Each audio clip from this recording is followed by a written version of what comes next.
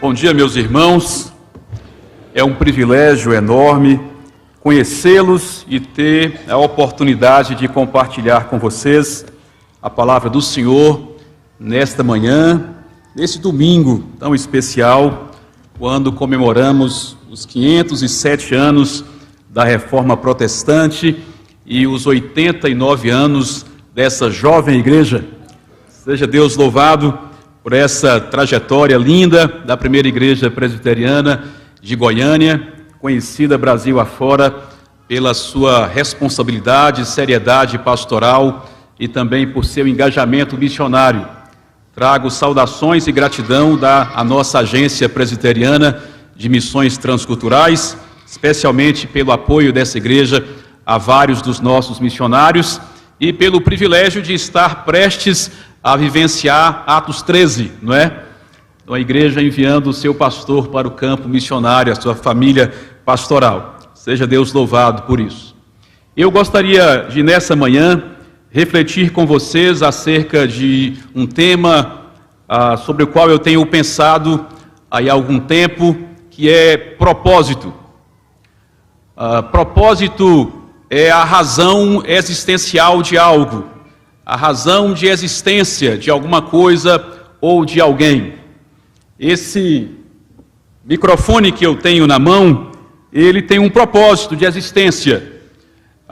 O propósito desse microfone é captar ou capturar um som, transmitir esse som para alguma mesa de som, algum equipamento de amplificação que vai transmiti-lo para uma caixa de som e você vai ouvir a minha voz de maneira mais forte, mais clara.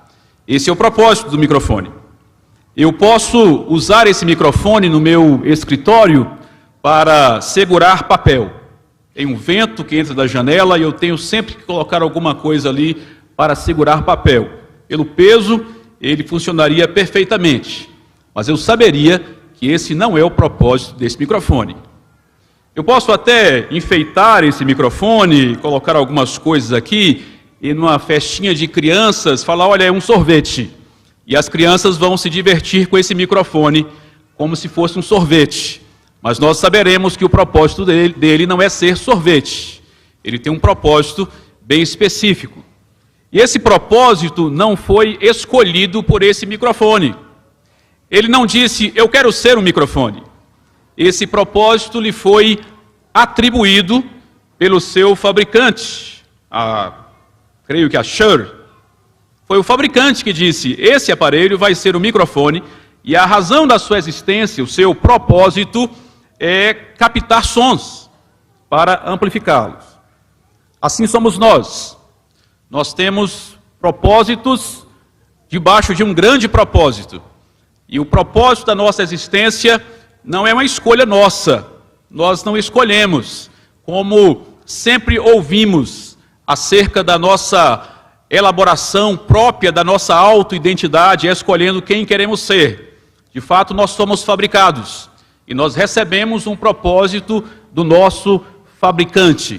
E quando nós entendemos esse propósito e nos entregamos a ele, nos engajamos nesse propósito, nós nos tornamos pessoas realizadas, bem resolvidas.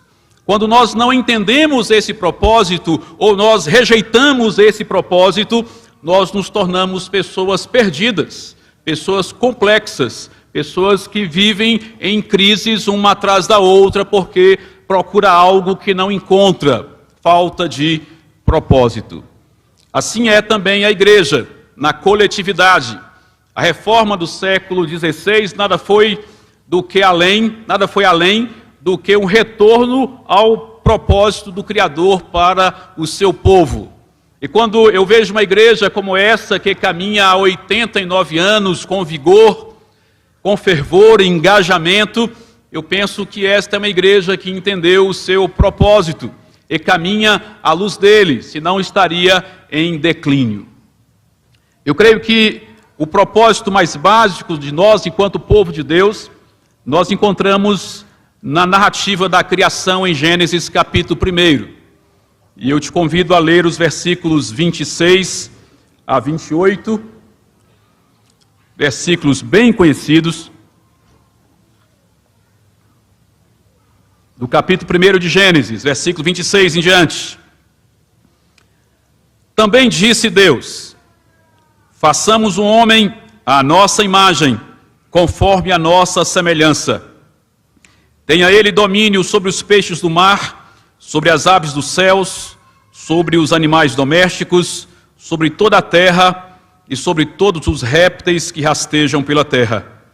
Criou Deus, pois, o homem à sua imagem. A imagem de Deus o criou, homem e mulher os criou. E Deus os abençoou e lhes disse: sede fecundos, multiplicai-vos, enchei a terra e sujeitai-a, dominai sobre os peixes do mar, sobre as aves dos céus e sobre todo animal que rasteja pela terra. Esse é um texto muito conhecido, mas também muito profundo e significativo.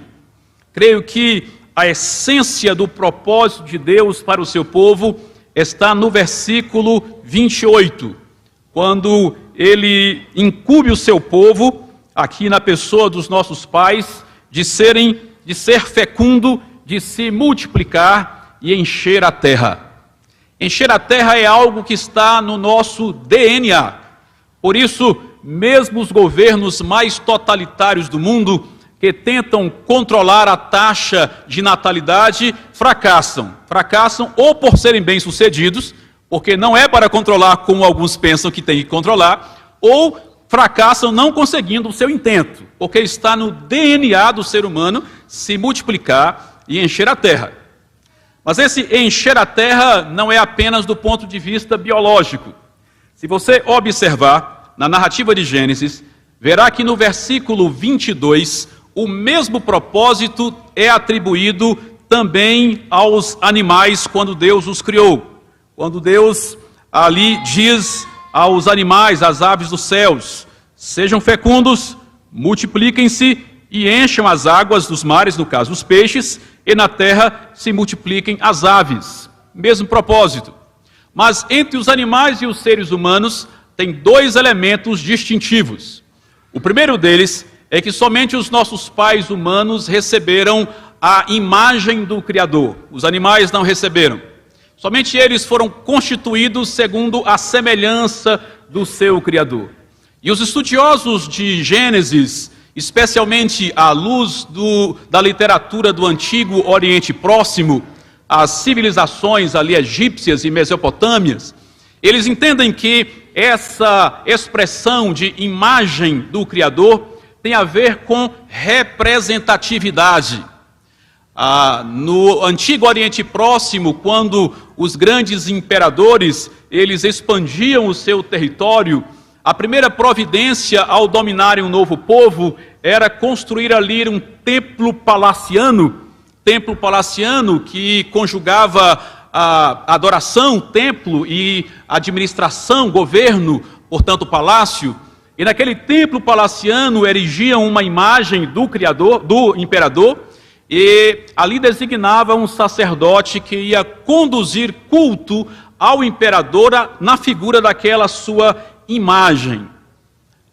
Daí nós temos aqui em Gênesis o grande Criador erigindo uma imagem sua naquele templo palaciano que era o Éden. Só que diferente dos imperadores que corromperam essa ideia ao longo da história, o nosso Criador, ele cria uma imagem viva e andante. Não é uma imagem estática, de mármore, de pedra, mas é uma imagem de carne e osso, que anda, que vive, que interage. Adão foi constituído ali o representante do Criador sobre a criação. Alguns referem-se a isso como a ideia do vice-regente, do vice-rei. Adão e Eva eram os representantes do Criador sobre a sua criação. A segunda distinção é que somente os nossos pais humanos receberam a autoridade, como diz o texto, de sujeitar e dominar sobre o restante da criação. Sujeitar e dominar. Duas palavras muito específicas no Antigo Testamento, que ocorrem no texto sagrado, sempre em contexto de realeza. Sujeitar e dominar é a expressão de governos, de reis e de imperadores em movimento expansionista, expandindo o seu domínio, o seu território. E para assim fazer, tinha que sujeitar um novo povo, reino, e estabelecer ali o seu domínio, governo.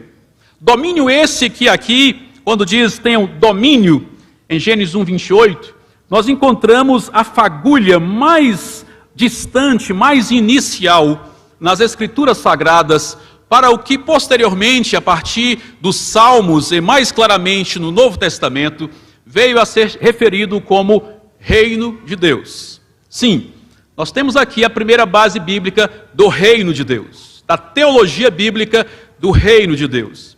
É o rei representante do Criador, expandindo o domínio desse Criador sobre a sua criação. Não quando Adão e Eva estivessem sujeitando e dominando o restante da criação, eles não estariam estabelecendo apenas o governo humano sobre a criação de Deus. Sendo imagens representativas do Criador, eles estariam expandindo o domínio do Criador sobre o restante da sua criação. Essa ideia de expandir, ela fica evidente na expressão encher a terra. Encher a terra não apenas com a raça humana do ponto de vista biológico.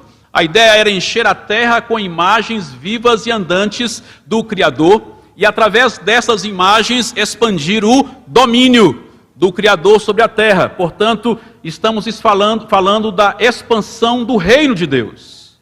A expansão do reino de Deus do Éden até os confins da terra. E essa ideia de expansão aqui, explícita em encher a terra, ela recebe várias expressões sinônimas ao longo das Escrituras Sagradas. O encher a terra de Gênesis 1, 28 é referido como abençoar todas as famílias da terra em Gênesis 12, 3. É a mesma ideia. Em Gênesis 18, 18 diz abençoar todas as nações da terra. É a ideia do Criador, é a ideia de encher a terra. Êxodo 19 fala dessa bênção alcançando todos os povos. Salmos, em vários lugares, como o 117, fala de todos os gentios. Salmos 72 diz assim, domine ele, e aqui se refere ao Messias, domine, usando a mesma expressão de Gênesis 1, 28, domine ele de mar a mar e desde o rio até os confins da terra. É a expansão do domínio do Messias. Isaías 49 fala desse Messias sendo luz para todos os gentios até os confins da terra. Sonfonias 2:11 fala de todos os povos das nações. Mateus 24:14, nos lábios do próprio Jesus, diz, e será pregado este evangelho do reino, domínio, por todo mundo, encher a terra, para testemunho a todas as nações, encher a terra. Mateus 28:19, façam discípulos de todas as nações. Marcos 16, vão por todo mundo, preguem o evangelho a toda criatura. É a ideia de encher a terra. E mais explícito, o texto de Atos 1:8, tão conhecidos por todos nós, que diz, e sereis minhas testemunhas, tanto em Jerusalém, como em toda a Judéia e Samaria, e até os confins da terra, nessa ideia de expansão do reino de Deus, do Éden, aos confins da terra. No capítulo 2 de Gênesis, a partir do versículo 4, nós temos agora um detalhamento dos versículos 26 a 28 do capítulo 1. E nesse detalhamento da criação do ser humano, no versículo 15, nós encontramos um segundo aspecto desse propósito de Deus para o seu povo. Gênesis 2:15 diz que o Senhor Deus tomou o homem e o colocou no jardim do Éden esse para é um proposital, finalidade, razão de, para o cultivar e o guardar. O cultivar e o guardar. E aqui temos um segundo par de palavras, muito específico, no Antigo Testamento. Porque a palavra aqui traduzida por cultivar, a partir do capítulo 4 de Gênesis até o final do Antigo Testamento, é invariavelmente traduzida como cultuar, adorar, ministrar e servir. Isso mesmo.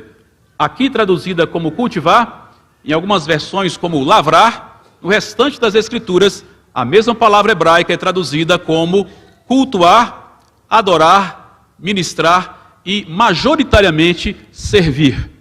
Servir no contexto litúrgico, como o Salmo 100, quando diz: servi ao Senhor com alegria, apresentai-vos a Ele com cânticos. Esse servir é cultuar. Daí, em inglês, se usa service, né, para culto.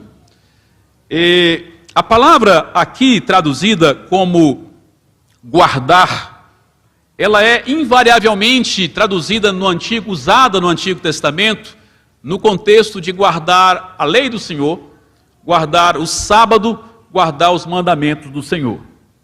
Eu não quero dizer que aqui a tradução está errada, a tradução está corretíssima, de cultivar e lavrar e guardar. Entretanto, essa ideia de colocados no jardim para cultivar e guardar, não tem uma ideia de uma ação agrômica, agrômica? Fugiu a palavra. É isso mesmo, de agronomia, não é? Não tem ideia com a ideia, não está limitada a um conceito de agronomia apenas, e muito menos a uma ação de vigilância apenas.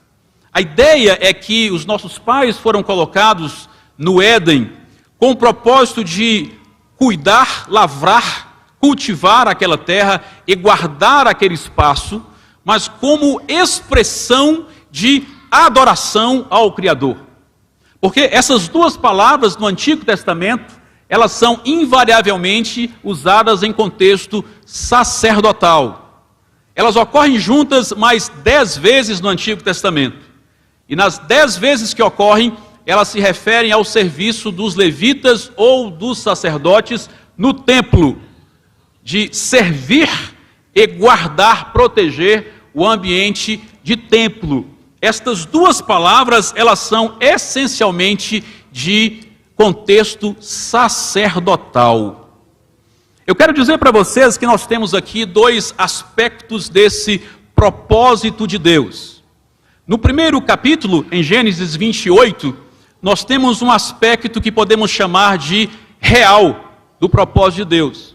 O aspecto real é expandir o reino de Deus do Éden aos confins da terra.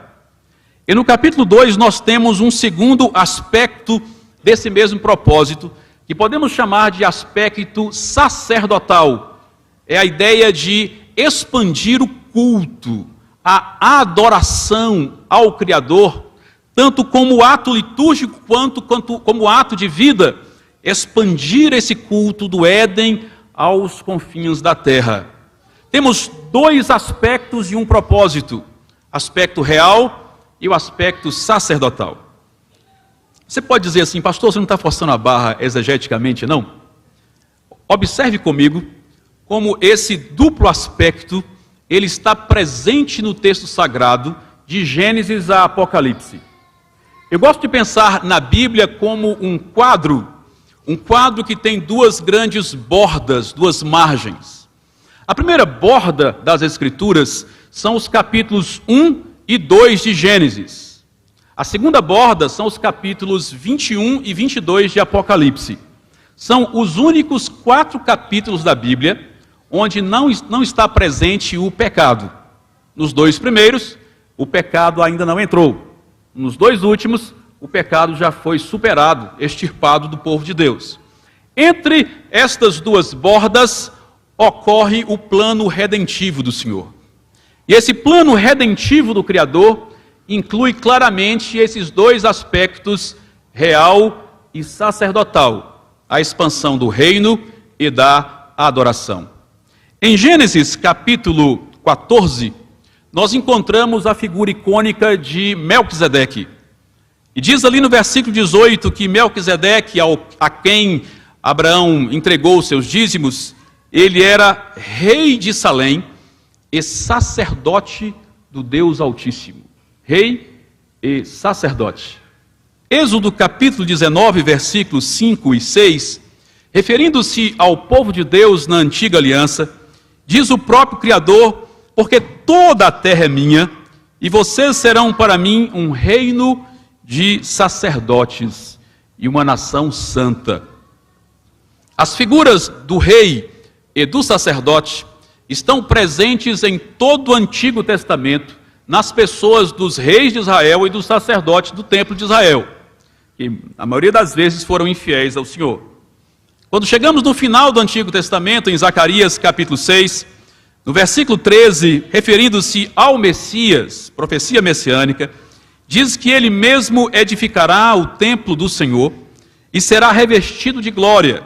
E ele, o Messias, se assentará no seu trono, tem a ver com domínio, e dominará, mesma palavra de Gênesis 1, 28, e será sacerdote no seu trono, e reinará perfeita união entre ambos os ofícios, o ofício de rei e o ofício de sacerdote. Não por acaso, Jesus ele vem exercendo esses dois ofícios de rei e sacerdote, além do ofício de profeta, como diz o autor aos Hebreus no capítulo 7, 17, porque dele se testifica: você é sacerdote para sempre, segundo a ordem de Melquisedeque. Melquisedeque, que era rei e sacerdote. Pedro, na sua primeira carta, capítulo 2, versículo 9, aquele texto tão conhecido por todos nós, referindo-se agora ao povo de Deus da nova aliança, a igreja, você e eu, diz: vocês, porém, são geração eleita, sacerdócio real. E mais explícito fica no capítulo 5, versículos 9 e 10, naquele desfecho da redenção, quando diz: digno és de pegar o livro e de quebrar os selos, porque foste morto e com o teu sangue compraste para Deus os que procedem de toda tribo, língua, povo e nação, e para o nosso Deus os constituíste reino e sacerdote, e eles reinarão sobre a terra. Há um propósito eterno do Criador, revelado já na narrativa de maneira preliminar, na narrativa da criação, de fazer expandir o seu reino, seu domínio e o seu culto, a sua adoração do Éden até os confins da terra, até aquele glorioso dia profetizado por Isaías e reverberado por Abacuque, quando diz que a terra se encherá do conhecimento da glória do Senhor, como as águas cobrem o mar.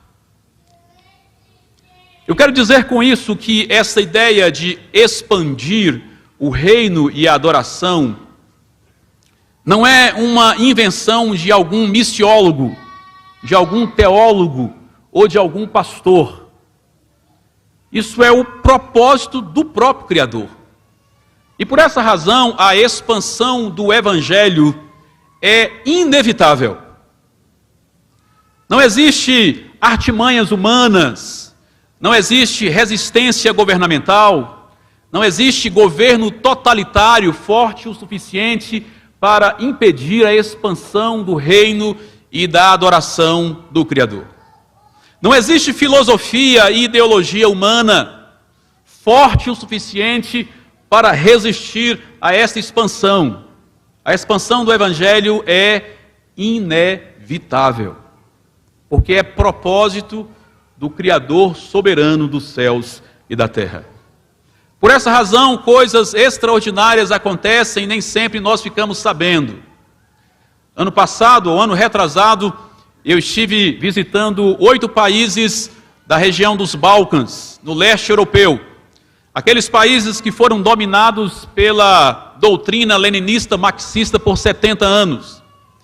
E conheci e conversei com vários líderes e irmãos nativos daqueles países, ouvindo da boca deles como foi experienciar esse tempo. E ali eu conheci uma jovem senhora que nasceu e foi criada no regime comunista, e ela me contou que o seu pai era um policial comunista, e o seu país, naquela época, foi o primeiro a se autodeclarar ateu oficialmente, e por causa disso, eles chegaram a suprimir dos livros didáticos qualquer palavra que remetesse à ideia do cristianismo. Assim, palavras como Deus, Jesus, Bíblia, cristão, evangelho, essas palavras foram excluídas dos materiais didáticos e dos dicionários oficiais. E ela foi criada nesse regime, nasceu e foi criada nesse regime, e ela me contou quando ainda criança, os professores faziam uma verdadeira lavagem cerebral nos alunos, insistindo que Deus não existe, que o cristianismo é uma farsa, que a igreja, o evangelho é uma utopia, um engano dos ocidentais e assim por diante. Mas quando na adolescência, lá pelos 12, 13 anos, um belo dia na sala de aula, uma luzinha piscou na sua mente. E essa luzinha dizia o seguinte: mas se esse Deus não existe, por que eles precisam nos convencer que ele não existe? E essa curiosidade ficou piscando na sua mente adolescente, até que na sua juventude, em 1991, o regime comunista caiu e as portas daquele país se abriram e logo entrou uma missionária brasileira, foi a primeira a entrar naquele país, e depois dela vários outros missionários entraram, e depois de um tempo ela já jovem teve a oportunidade de conhecer aquela missionária brasileira e tirar essa antiga curiosidade da sua mente. Se Deus não existe, por que precisam nos convencer que Ele não existe? E o Evangelho foi apresentado àquela jovem, e ela se entregou a Cristo sem reserva, passou por um processo de conversão muito forte, e dedicou a sua vida a conhecer a palavra de Deus, a buscar o Senhor, desejou algo a mais, veio para o Brasil, estudou teologia por 2 anos, voltou para o seu país, e hoje ela é uma missionária que prega o Evangelho para os seus e para os países em volta. É inevitável. Não tem como impedir.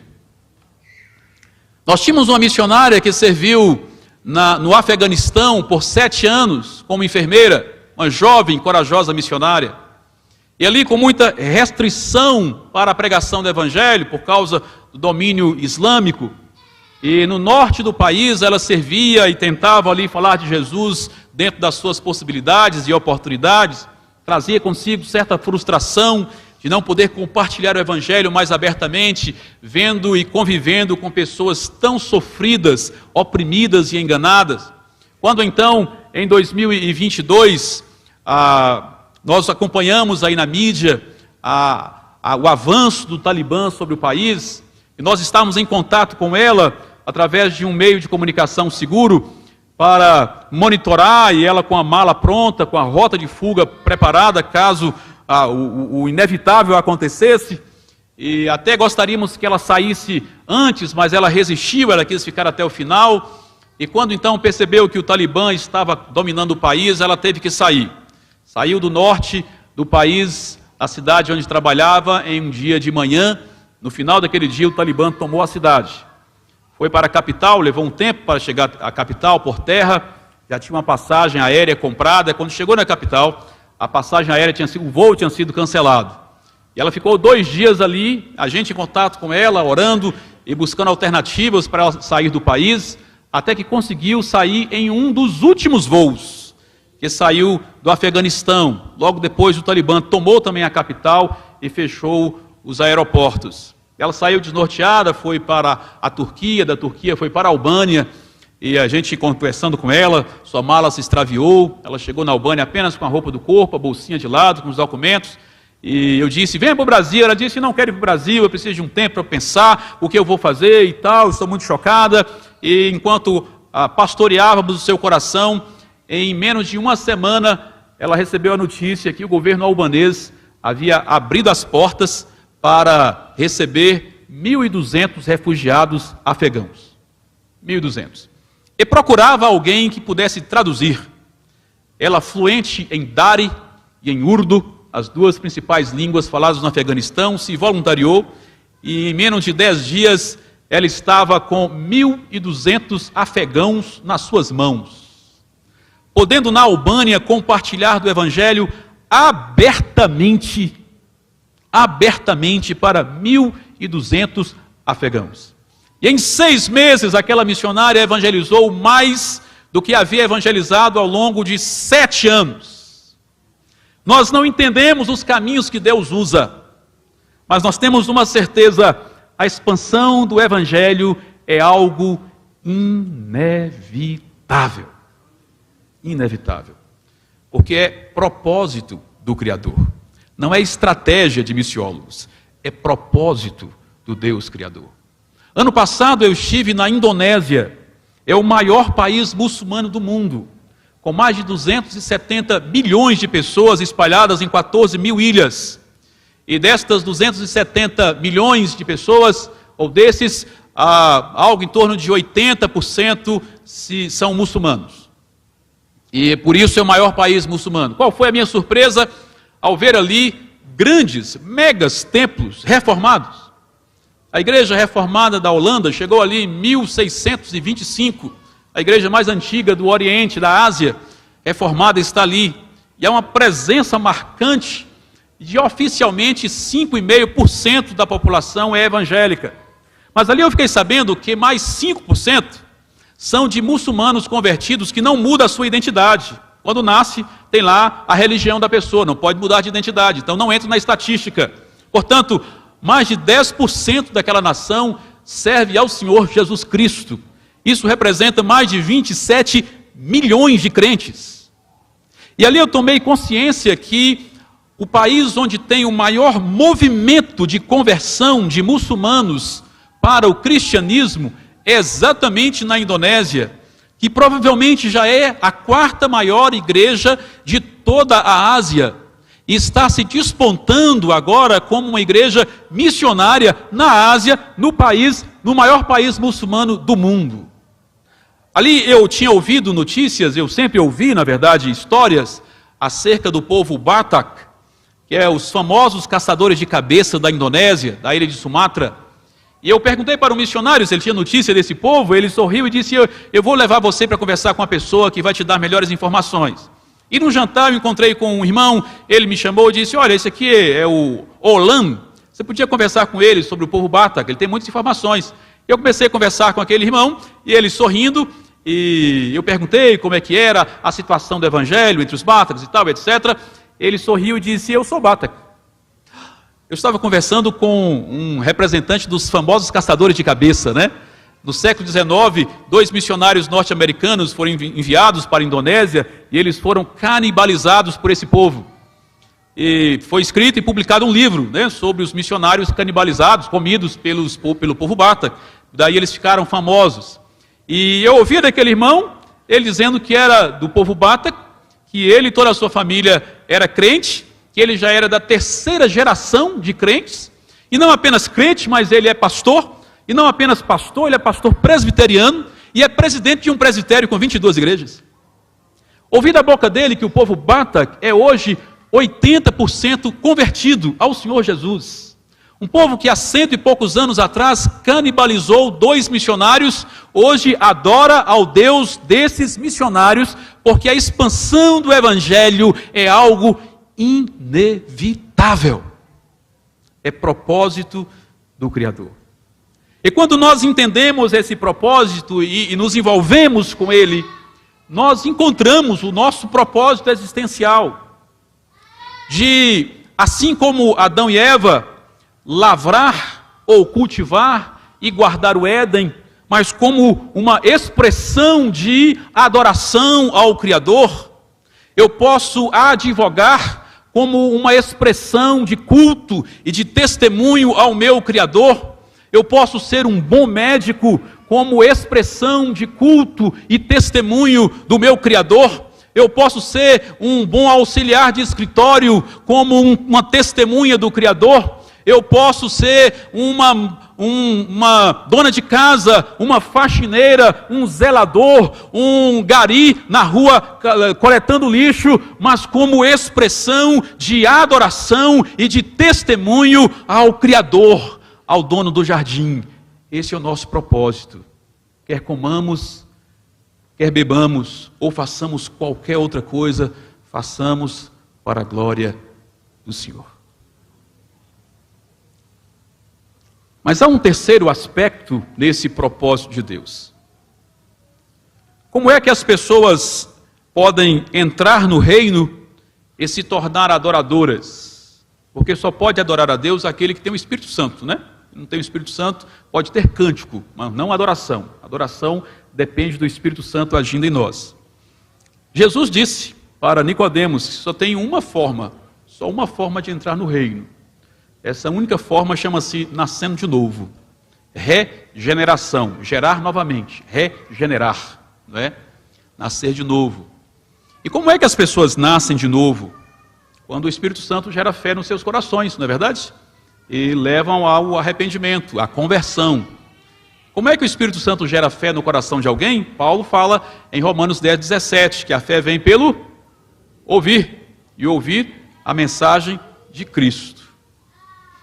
Pedro nos diz lá na sua carta 2:9, acerca de sermos esta geração eleita, sacerdócio real, povo de propriedade exclusiva de Deus, a fim de, é um proposital, não é verdade? Proposital, a fim de, com o propósito de proclamar as virtudes daquele que os chamou das trevas para sua maravilhosa luz. Existe uma única forma de participarmos desse propósito eterno de Deus, de expandir o seu reino e a sua adoração. Essa forma é proclamando, é falando acerca do Evangelho, acerca do dono do jardim, acerca do Criador. É compartilhando o Evangelho. Aliás, esse propósito, diz o texto de Gênesis, ele foi revelado através da fala. Versículo 28 de Gênesis, e Deus os abençoou e lhes disse. Esse lhes disse, ou disse Deus, de Gênesis, é a primeira expressão bíblica da palavra de Deus, ainda não escrita, a palavra oral de Deus. Desde Gênesis 1:3, disse Deus, a primeira expressão da palavra de Deus, do Logos. João vai dizer que no princípio era o Verbo, e o Verbo estava com Deus, e João vai mostrar que Jesus era essa palavra criadora, que trouxe à existência o que não existia. Essa palavra de Deus, ela está presente desde a criação, nesse disse Deus, e Hebreus fala que essa palavra é usada por Deus ainda hoje para sustentar todas as coisas que existem. Essa palavra que Deus usou para se revelar a Adão e Eva, esta mesma palavra que ele usou para orientar Noé e os demais patriarcas, essa palavra que ele usou para chamar Abraão, essa palavra que diz a Bíblia que Moisés ouviu lá no Monte Horebe, esta palavra que era exigência da aliança de Deus com Israel, como diz lá em Êxodo, se ouvirem atentamente a minha voz, essa palavra que dá o título dos 10 mandamentos, que originalmente são as 10 palavras. Essa palavra que era oral e foi escrita pela vontade de Deus, aliás, foi o próprio Deus quem a escreveu com o seu dedo nas tábuas e depois orientou Moisés a escrevê-la de maneira expandida. Essa palavra que foi usada para orientar o povo de Deus na sua peregrinação, é essa palavra que, de acordo com Deuteronômio, deveria ser guardada no coração, ensinada aos filhos, falada em casa e no caminho, quando deitados e levantados, amarrada na mão e na testa, escrita nas portas e portões, deveria estar no coração, na mente e diante dos olhos. Esta palavra que elogia o homem cujo prazer está na lei do Senhor e nela medita dia e noite, é sobre esta palavra que é o salmo mais extenso das Escrituras, o Salmo 119, é um elogio à palavra de Deus. Esta palavra que se tornou central no culto das sinagogas, do qual nós herdamos o nosso culto, por isso que o culto reformado, ele é centrado na palavra de Deus, porque assim era nas sinagogas. Essa palavra que Jesus encarnou, segundo João, quando veio ao mundo, e também segundo os evangelistas, foi através desta palavra que Jesus cumpriu o seu ministério, várias vezes referido como pregando e ensinando. E foi essa palavra também que os apóstolos, eles foram enviados para pregar, e eles entenderam a importância e a prioridade dessa pregação quando instituiu os diáconos para que eles se dedicassem à oração e à palavra. Essa palavra no Novo Testamento, ela é usada para alcançar os não crentes, ela é usada para converter, edificar os novos convertidos. Essa palavra que é usada em livro de Atos para consolidar a igreja, e algumas vezes em Atos, o crescimento da igreja é referido como crescimento e multiplicação da palavra. Essa palavra que é usada também no Novo Testamento para solucionar os conflitos, para encorajar os líderes. Nós vemos o apóstolo João exilado em Apocalipse por causa dessa palavra, cristãos mortos por causa dessa palavra, palavra que é referida nas Escrituras como espada do Espírito, como viva e eficaz, mais cortante do que qualquer espada de dois gumes, e penetra até o ponto de dividir alma e espírito, juntas e medulas, e é apta para julgar os pensamentos e propósito do nosso coração. Essa palavra que precisa ser pregada para o meu coração todos os dias, que precisa ser pregada para os meus filhos, para a minha família, para os meus amigos, para aqueles que estão próximos, e temos que enviar missionários para pregar aos de longe. Esta palavra que é usada pelo Espírito Santo para convencer o pecador da justiça e do juízo, é essa palavra que é usada pelo Espírito Santo para gerar fé no coração do perdido, para levá-lo à conversão, para levá-lo ao amadurecimento, para levar os santos à perseverança. Essa palavra que é usada pelo Espírito para nos confortar no momento do sofrimento, para nos confrontar no momento do pecado, para nos clarear a mente quando estamos confusos. Esta palavra usada para nos disciplinar, para nos restaurar, para nos edificar, para nos encorajar, para nos orientar. Esta palavra que é usada para despertar vocações na igreja é a palavra. Como é que nós participamos do propósito eterno de Deus de expandir o seu reino e a sua adoração? De maneira muito simples, compartilhando a palavra. As sementes que nós recebemos a cada domingo, a cada estudo bíblico, a cada momento devocional, sementes que o Senhor coloca nas nossas mãos para, em parte, ser transformadas em pão que alimenta a nossa alma, e o restante serem lançadas como um semeador. Aqui é o terceiro aspecto do propósito de Deus. Observe que o propósito de Deus, ele tem três aspectos. Ele tem um aspecto real, que é a expansão do reino. Tem um aspecto sacerdotal, que é a expansão da adoração. E tem um aspecto profético, que é a pregação da palavra. Expansão do reino e da adoração através da pregação da palavra. Tem a ver com os três ofícios de Jesus. Porque Jesus, ele veio como rei, sacerdote e profeta. Rei, que ao mesmo tempo se fez servo. Sacerdote, que se fez sacrifício. Profeta, que também era a mensagem dos profetas, encarnou a palavra. E quando a ele unidos pela ação do Espírito Santo, nós herdamos também esses três ofícios. Nós somos chamados, recebemos o propósito de sermos transmissores dos valores do reino, súditos e proclamadores dos valores desse reino. Nós somos feitos adoradores pela mediação do sacerdote. E não apenas adoradores, mas aqueles que promovem a adoração ao rei.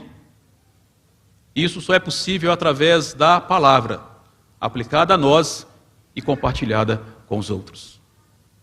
Por isso, Lutero, no auge da reforma protestante do século XVI, foi entrevistado e perguntado como que ele conseguiu aquela proeza, não conseguida por muitos até então, de promover a reforma protestante. Ao que Lutero respondeu: eu simplesmente ensinei, preguei e traduzi a palavra de Deus. Fora isso, não fiz mais nada. E enquanto eu dormia, a palavra enfraqueceu o papado de tal forma que nenhum príncipe ou imperador jamais seria capaz. Eu não fiz nada, a palavra fez tudo. Que você e eu entendamos esse santo propósito e mergulhemos nele de cabeça, abraçando essa razão deixada pelo Criador de participarmos com Ele da expansão do seu reino e da sua adoração através do compartilhar a sua santa palavra, para o de perto e para o de longe, para a glória